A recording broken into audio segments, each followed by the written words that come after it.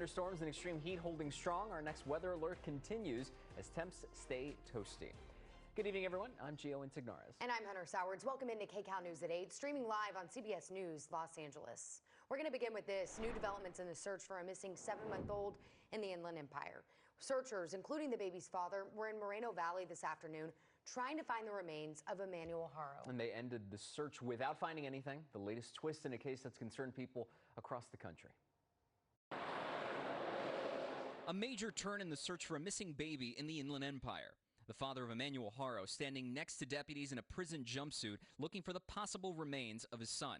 Kcal was over the 60 freeway in Moreno Valley as searchers tried to find any sign of the boy's body. It comes just 2 days after Jake and Rebecca Haro were led away in handcuffs accused of murder. I got up off the floor and I didn't see my child. Someone took him from me. That was what Rebecca Haro told us after Emmanuel first disappeared. She claimed someone attacked her in a parking lot, but investigators later said there were inconsistencies in her story.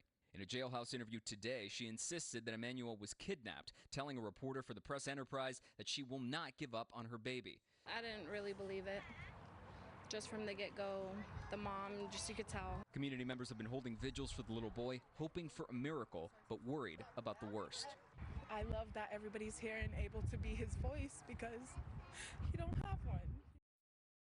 Both parents are expected in court this week, and we'll, of course, continue to keep you updated on the search for Emmanuel and the court case here on Kcal News and KCalNews.com.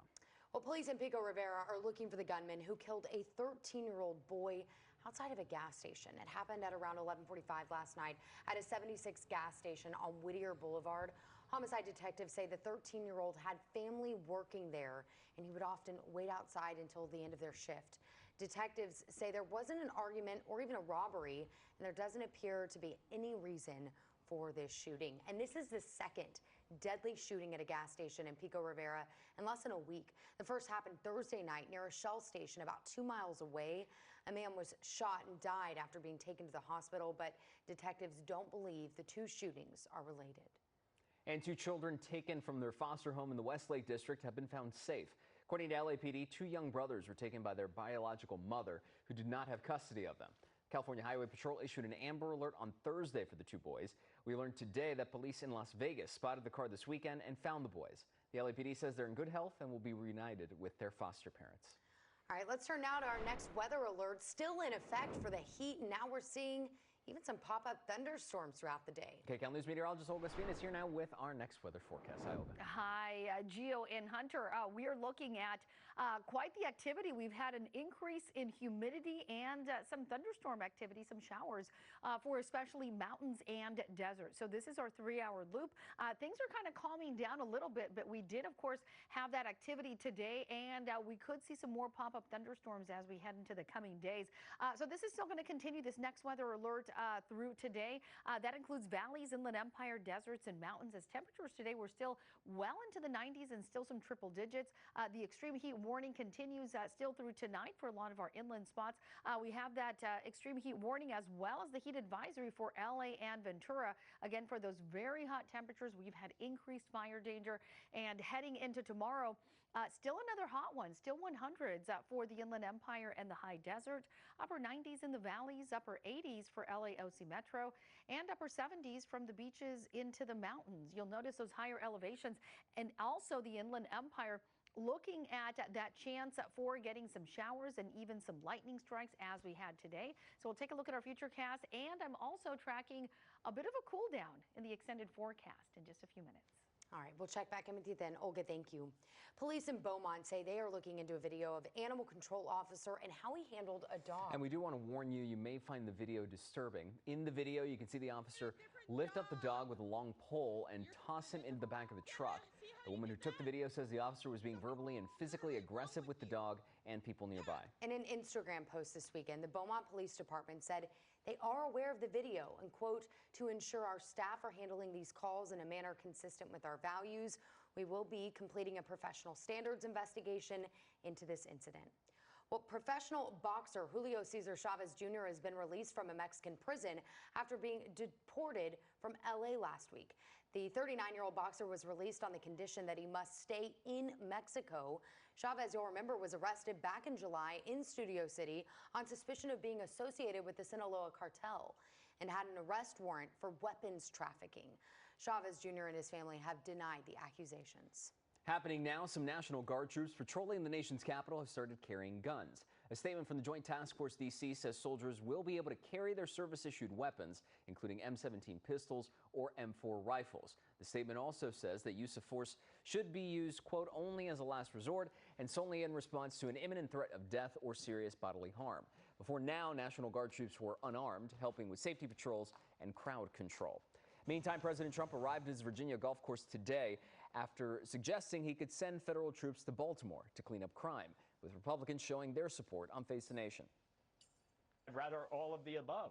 The FBI, the DEA, ATF. It's unconstitutional. It's a direct violation of the 10th Amendment. And for a party that talks about state rights, it's amazing how they're having such a big government approach in the way they're conducting public safety. President Trump has also suggested sending National Guard troops to several cities, including Chicago and New York. Well, it's Mamba Day in L.A., 824, both numbers he wore with the Lakers. Of course, we all know that very well. From the statues and murals to a basketball tournament, Kcal News reporter Zach Boetto shows us the fun. Fans of all ages pouring into LA Live Sunday to celebrate Mamba Day, test their hoop skills in Nike's third Mamba League Invitational, and to honor the late Kobe Bean Bryant. I love Kobe. Kobe is my idol, man. Kobe means everything to me. He's just such a great player. The 20-year career Laker, known as one of the greatest to ever play the game of basketball, helping the team to hang 5 championship banners during his NBA tenure. Some of those championship rings and trophies on display Sunday at LA Live for fans to appreciate. To me, he's a GOAT because he's the only guy that you want the rock in his hands when the shot clock is going down and everybody knows what's going to happen and they still couldn't stop it. Mamba fans taking pictures with his 81-point game statue, which stands tall outside the Crypto.com arena, among other Laker greats like Kareem, Magic, and Shaq. And with the statue of Kobe sitting with his daughter, Gianna Gigi Bryant. Reminders of his legacy on the court and off the court as a father. He represents basketball, the ultimate icon when it comes to playing, community, giving back to others, and a family man. Girl dad. Across LA, Kobe murals still communicate the people's love for the player who brought so many fond memories to fans. Plus, for babies born on Kobe's birthday, August 23rd, and Mamba Day, August 24th, the Los Angeles Lakers, along with UCLA Health, giving out Little Mamba Care packages to make sure that the Mamba legacy will continue to live on through future generations. Representing him on Kobe Day and the day of his birthday each year, even beyond that, just represents how much of an impact he's made here in LA and across the world. If you're interested, the Santa Monica Ferris wheel will be lit up with a message for Kobe tonight, a special gesture for Mamba Day. Reporting from LA Live, Zach Boetto, Kcal News. A lot of gestures honoring Kobe Bryant. Warner Brothers is also working on a movie about his life. According to The Hollywood Reporter, the movie is going to focus on Bryant's journey to the NBA that began with the 1996 draft. It's called With the 8th Pick. The New Jersey Nets held the 8th pick and considered taking Bryant. Of course, he would ultimately go to the Charlotte Hornets and then be later traded to the Lakers, where he would go on to win 5 titles. And another birthday celebration for Kobe. A sports card signed by Kobe and Michael Jordan was auctioned off this weekend for nearly $13 million. It's the most anyone has ever paid for a sports card.